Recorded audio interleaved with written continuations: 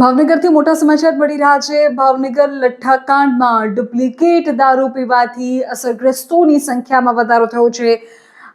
જાણકારી મળી રહી છે તે અનુસાર રાત્રિના 3 વાગ્યા સુધી 61 જેટલા વ્યક્તિઓ અસરગ્રસ્ત થયા છે કે જેઓની તબિયત નાદુરસ્ત થઈ હોય। ગઈકાલે પણ 5 લોકોને દાખલ કરવાની ફરજ પડી હતી। 15 દર્દીઓને અગાઉ દાખલ કર્યા હતા, તેઓને ડિસ્ચાર્જ પણ કરી દેવાયા છે। પણ માહિતી એવી મળી રહી છે કે અત્યાર સુધીમાં કુલ 8 વ્યક્તિઓના ડુપ્લિકેટ દારૂ પીવાથી મોતની ઘટના સામે આવી છે। અત્યારે પણ 25 દર્દીઓ એવા છે કે જેઓ હજુ સારવાર લઈ રહ્યા છે। 15 જેટલા દર્દીઓની તબિયતને સ્થિર ગણવામાં આવી રહી છે, નોર્મલ ગણવામાં આવી રહી છે, જ્યારે 5 દર્દીઓ આઈસીયુમાં છે। 4 દર્દીઓની સ્થિતિ ક્રિટિકલ બતાવવામાં આવી રહી છે અને એકને વેન્ટિલેટર પર ખસેડવાની ફરજ પડી છે।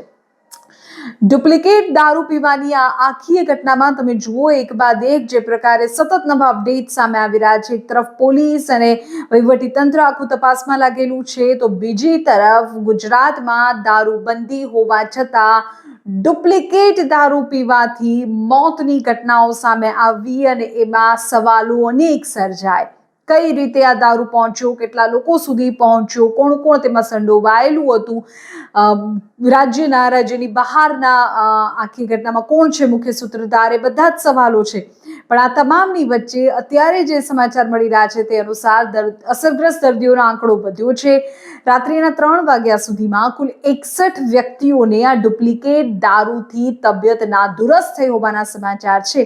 ગઈકાલે પણ 5 દર્દીઓને દાખલ કરવાની ફરજ પડી હતી અને 8ના તો જીવ જતા રહ્યા છે।